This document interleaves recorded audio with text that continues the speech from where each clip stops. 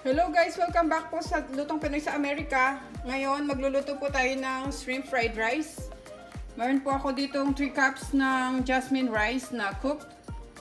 Meron tayong garlic, ang aking olive oil, onion, garlic salt powder, ang ating deveined and peeled shrimp, ang ating less sodium soy sauce.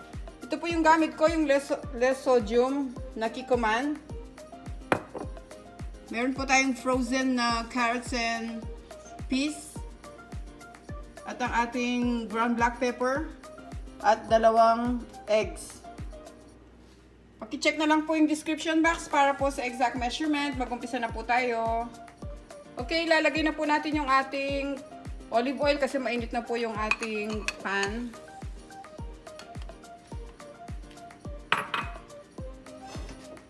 Tapos, susunod ko na po yung ating garlic. Medyo i-burn ko po ng konti yung garlic kasi masarap po yung medyo luto siya. Ba-brown natin siya ng konti.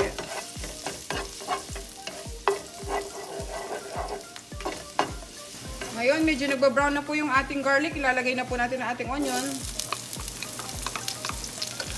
White onion po yung ginamit ko para po hindi masyadong strong yung lasa niya pag sa fried rice kasi lalo na po yung mga bata, hindi nila gusto yung ganon. Sigurado tatanggalin ng mga bata yan.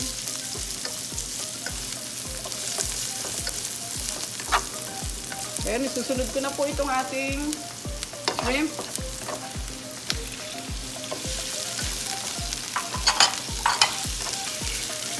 Hintayin po natin silang mag-orange ng konti.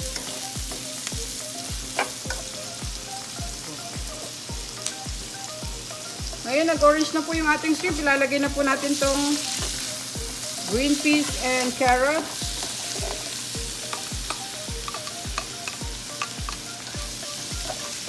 Mix lang po natin siya.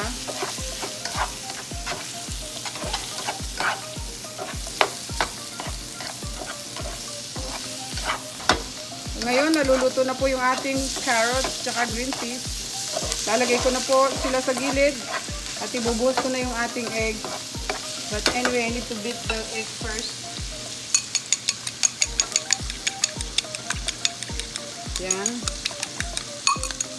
Lalagay po natin siya sa gilid.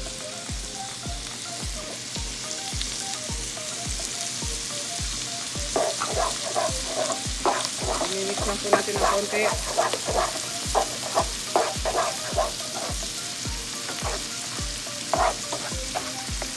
Na po natin siyang i-combine sa ating mga shrimp and vegetables.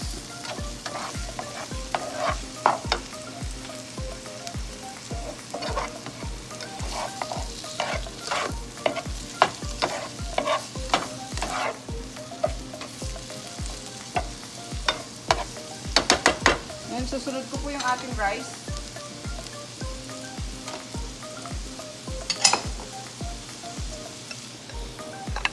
Lagay na po natin lahat ng rice. Then, ito-toss in po natin siya para ma-mix kasama ng ating mga ibang ingredients.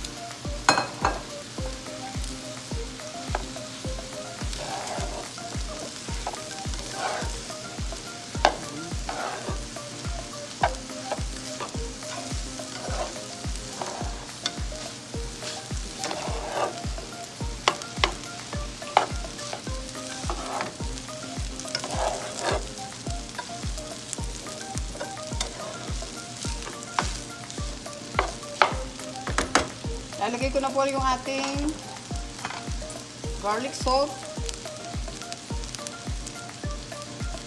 ating black ground pepper, at yung soy sauce. Para po pampakulay lang itong soy sauce.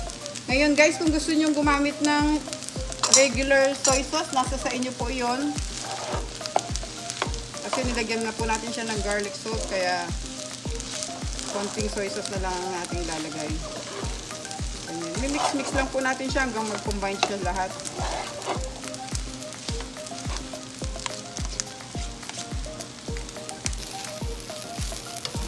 Mix lang po natin siya. basta maluto lahat.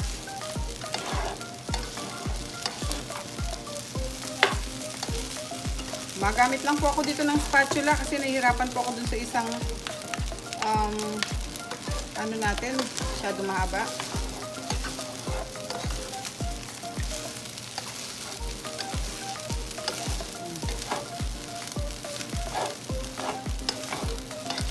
Natin na maluto. At malapit na natin siyang i-serve.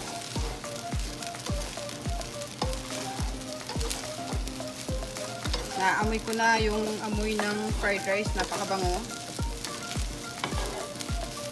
Yan.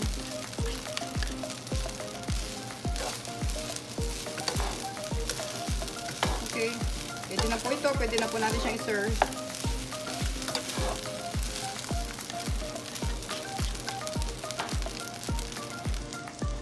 Okay, papatayin na po natin ang apoy, luto na po ating fried rice.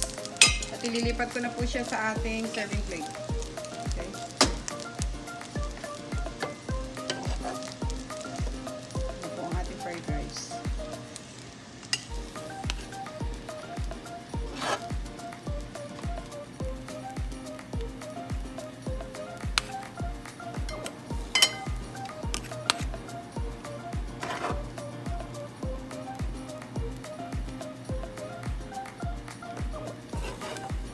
Salamat po sa panonood. Sana po huwag niyo kalimutan mag-subscribe.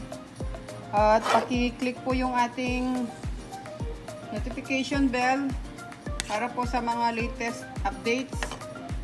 Ito na po ang ating shrimp fried rice. Napakadali lang pong gawin, guys. Hindi man po matagal. Ayan. Napakasarap po. Salamat po. God bless.